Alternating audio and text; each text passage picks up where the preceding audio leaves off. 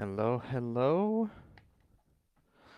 Welcome to today's Facebook Live event. Today we're going to be talking about belief.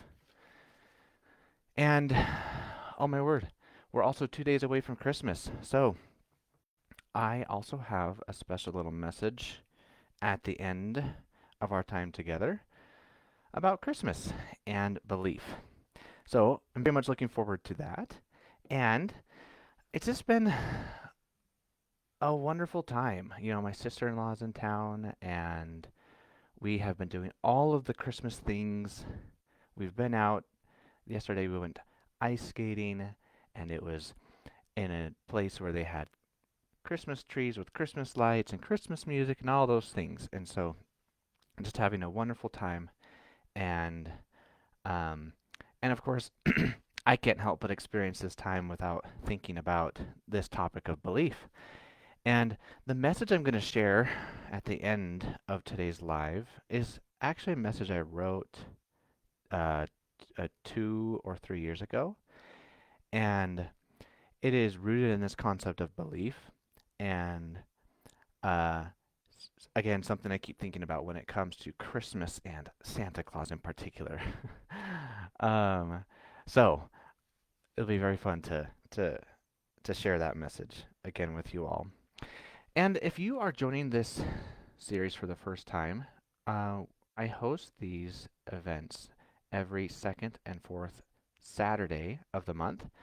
And you can go to the event page and see all of the topics that we have lined up. 2 topics a month. So we have around 12 topics we'll be exploring over the next year. Why? Because I want to.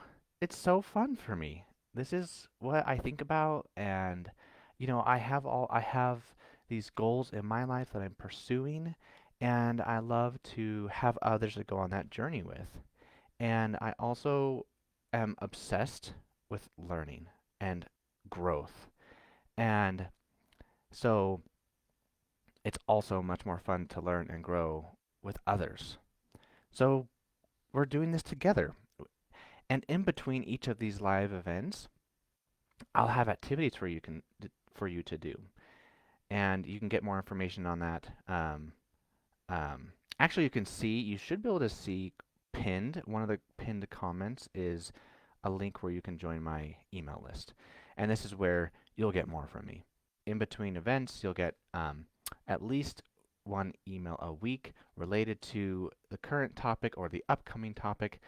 And I'll also share more of my own insights.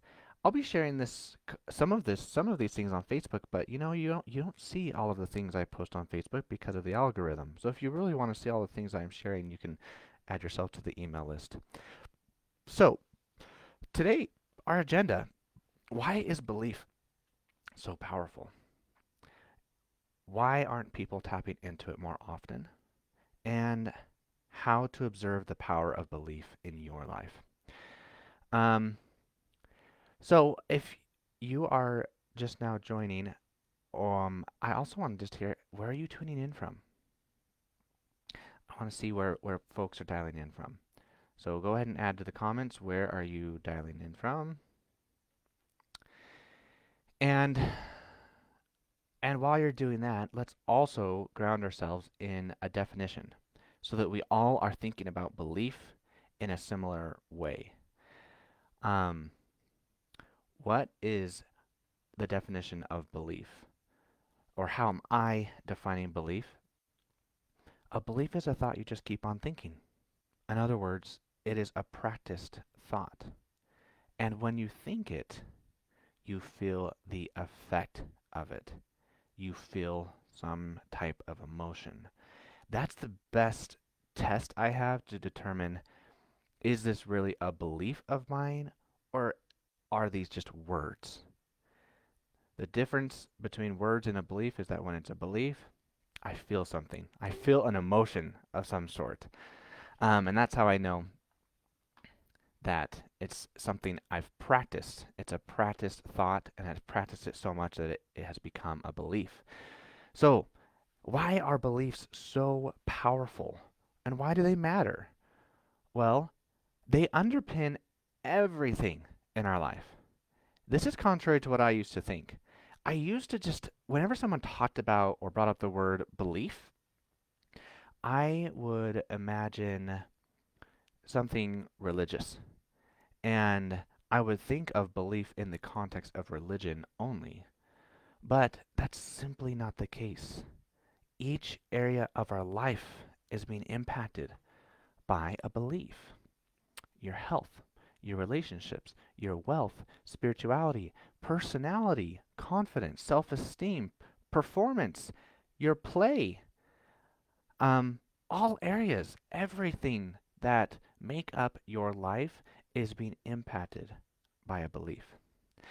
And this may might sound pretty straightforward, but when you actually dig into it and see how each area is being impacted by a belief, it unlocks everything. It matters because it unlocks everything. Because if you had the power to determine or at least influence your health, your relationships, your wealth, everything that you're currently experiencing, what that also means is that you have that power to influence it going forward. And if you haven't done it consciously, you now can. You can consciously practice belief to create what it is you want in your life. That's amazing. Um, all right. A few examples.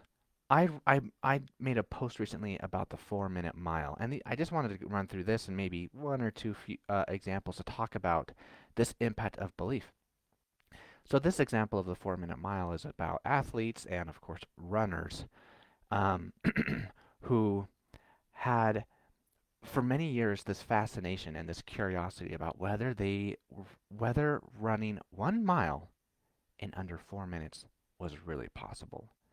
And for years and years and years, people said no way. And um, medical experts and doctors were saying not only is a 4 minute mile Im- um, impossible, it's also what was the word? They're focused, of course, on health. They said like you will die. you know, it's not just about possibility. It's about like life or death. Like your body cannot handle that kind of stress of trying to run 1 mile in less than 4 minutes. That's just way too fast. And if you aren't into running, um, I will just say like running a mile at a pretty good pace myself is around 9 minutes. And I remember at times when I have really focused on it and trained to run a mile faster, the fastest I've ever done it is 7, like right around the 7 minute mark. And that's like all out as fast as I can go. And even the best sprinters who have so much stamina and so much strength, their miles um, are around the 6 minute, 5, 6 minute range. So to run it in less than 4 minutes, and this is especially so this whole dialogue was happening um, around like 100 years ago. People were talking about this fascination, this idea of could we run a mile in less than 4 minutes? And um, there were attempts, so many attempts for 70 years. For 70 years, people were trying and trying and trying. No one could ever run a mile in less than 4 minutes until Roger Bannister. Is that his name? I don't have his name in front of me. I'm pretty sure that's his name. Um, he kept working at it and he did it. And once he did it, this is the most craziest thing to me. Once someone in the world ran a mile in less than 4 minutes, in the following or ensuing 24 years, over 200 more people did it. Is that just wild? So what changed? From the time he ran it, was there some significant improvement in equipment or running shoes? Was there some new food or um, strength training that conditioned the body to make it possible. No, no, and no. None of those things changed. The only thing that changed was belief. What changed was how people think. Because they saw Roger do it, they were able to develop this belief. Hey, maybe I could do that too. And what's even more fascinating to study or to consider is Roger, because no one else had done it before him. What that also tells us is that belief can exist without evidence, without proof. He did not have anyone else to look to and be like, oh, they did it, so can I. He just practiced the belief without a knowledge. And him practicing that belief that he could do this made it possible. And it actually happened. Oh, it's so amazing.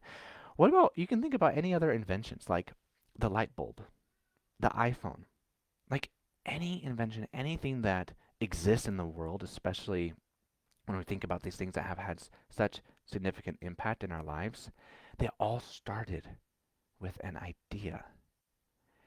And we don't always connect idea with belief, but it's always connected. An idea is going to come from some underlying belief. So, when there was all these ideas around the creation of the light bulb and having electric light, all of those pursuits and those experiments and the testing, they came from some belief that electric light is possible.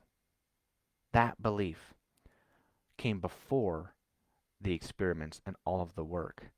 And of course, it led to the creation of electric light. Um, so, why aren't people tapping into belief more often? This is interesting, right? Because if belief is so powerful, the example of the 4-minute mile, the inventions like the light bulb. I'll share one other real quickly. Um, I did not do anything physically rigorous for over 16 years.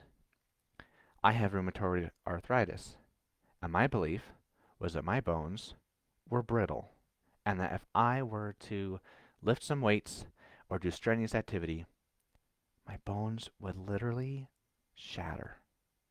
And it sounds kind of absurd to say this out loud, but like the belief was there. I didn't even realize it. And that's just happening all the time. We have beliefs that are running through our mind, all these practiced thoughts. And they are creating so much in our life, and we don't even realize it.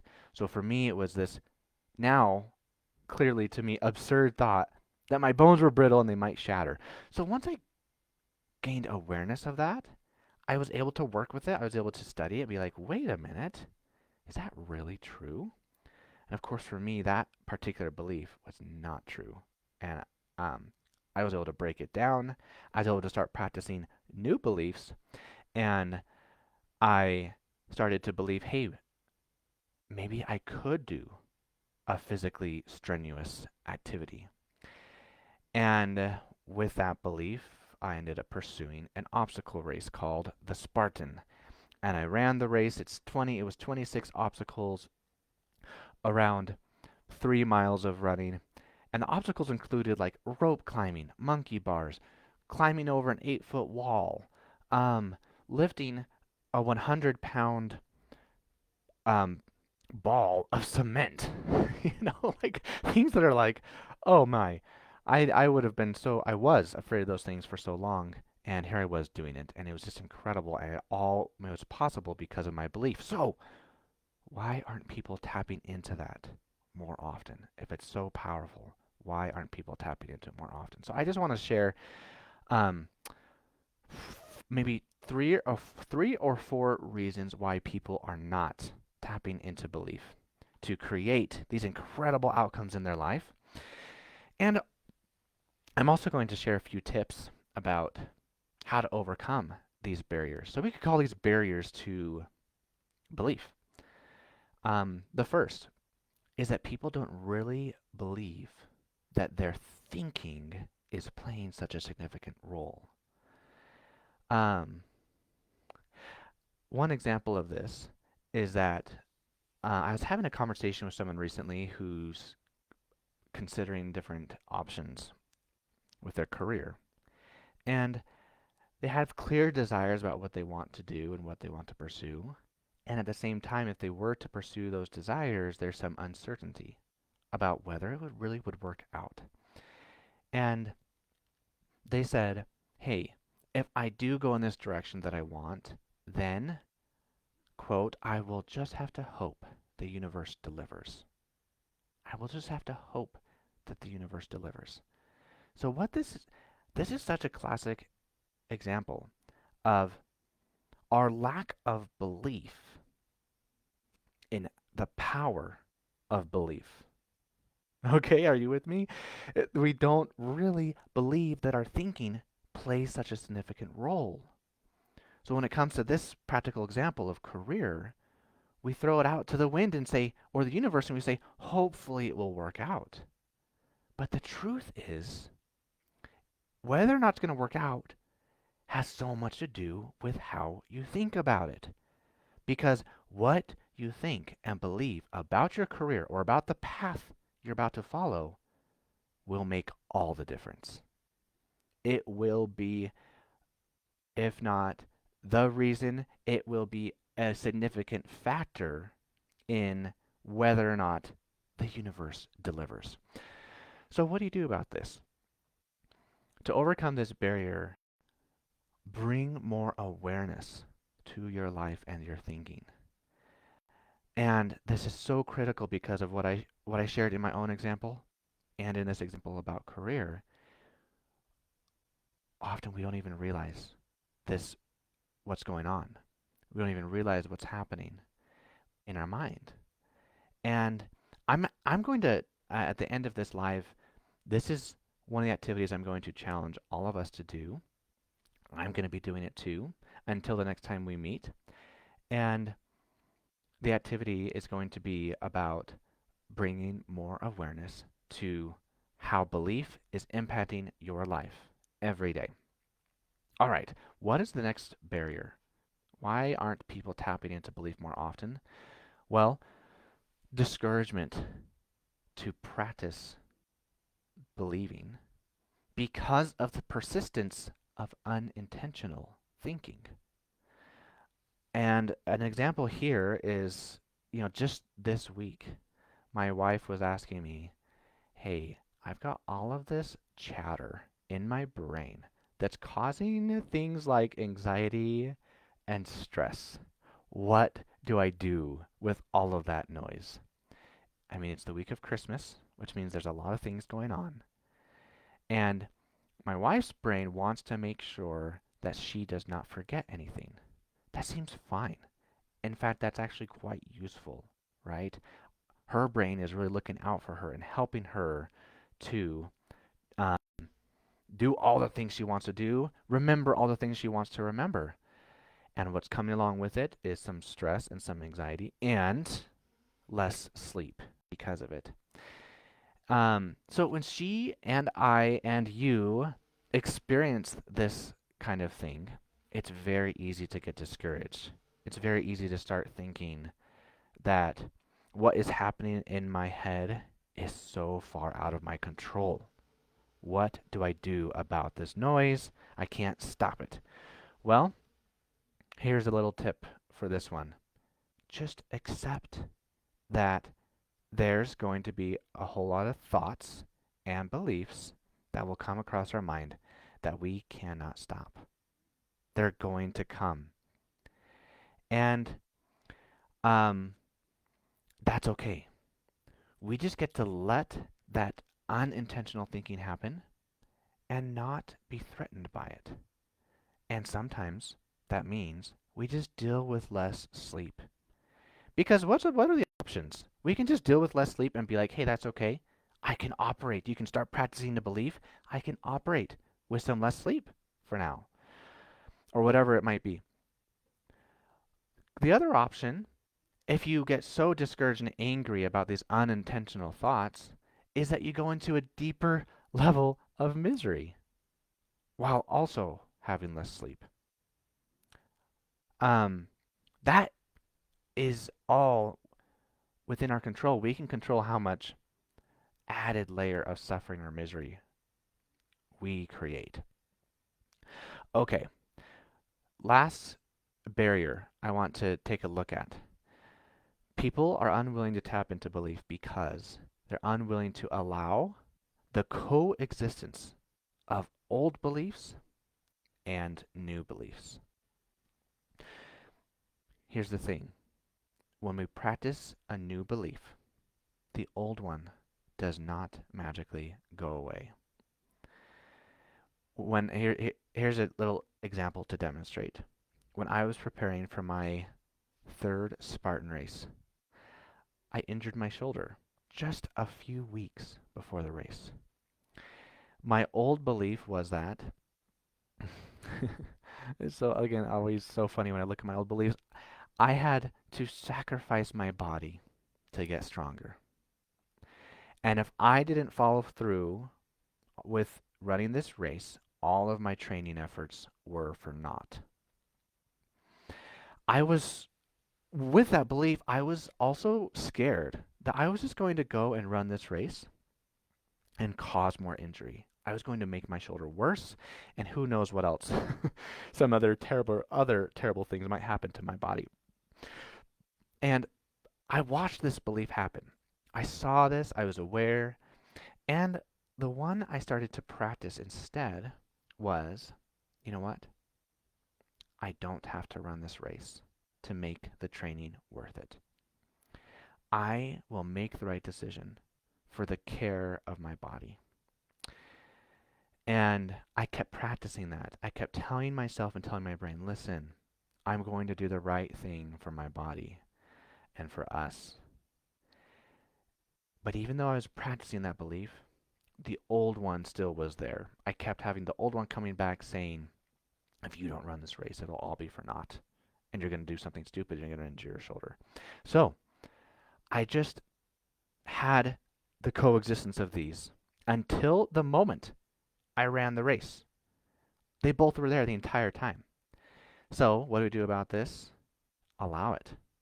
Allow all the thoughts and feelings. All of them are okay. I kept reassuring myself it was okay for the old belief to be there. And when it came time to decide, I just asked myself this question. I am complete and accomplished whether or not I run the race. Given that truth and the state of my injury, what's the best thing for me to do? And from that question and from that belief, the decision was easy and it was very clear. I did run the race. And amazingly, my shoulder was in good enough state. The injury wasn't to the extent that it lasted very long, and so I was able to run the race, and that was amazing. It could have been a different outcome, and that would have been okay. The point is that we have the coexistence of new beliefs and old beliefs, and we can just work within that and still create exactly what we want in our life. So, the final topic of today, how do we see the power of belief in action? So, for the next few weeks, here's what I challenge you to do. Take 10 minutes at least 3 times per week and ask these 6 questions. I had 5, but you know what? I want to add a 6th. Okay. And you can write these questions down while I'm sharing them, or you can join my email list. I will email you these questions. Okay. So, the first one is, so this is a reflection activity. The first question is, what is one experience, result, or feeling I had today that I'm curious about? You identify one experience you had, one result you created, one feeling you were experiencing. Any one of those is fine. Question 2. What was I thinking at the time? Question 3. What is the underlying belief that this thinking came from? Next question. How is the thought I was thinking related to the outcome? What feeling and what actions did that thought fuel? And finally, once you have that information, you've answered a few of those questions, look back at that and look for the answer to the final question, which is, how is the power of belief observed in this example? When you do this, you will increase the awareness that you have around your beliefs and how they are creating your experiences. And that alone will unlock so much for you. That kind of awareness will allow you to operate with so much more consciousness and to tap into the power of belief. All right, so now to wrap us up with a little Christmas message that is, of course, related to our topic of belief. And if you weren't here at the beginning, this message is something I wrote 2 years ago and posted on Facebook, and so I'm just going to read it back. I'm just going to share that message that I wrote before and wish you all a Merry Christmas. So, here it is. What if believing in Santa was actually part of the reason for the season? As a Christian, excuse me, as a Christian surrounded by other Christians, I hear the debate every year about how much emphasis should be placed on Santa, that Santa takes away from Christ, who is the reason for the season.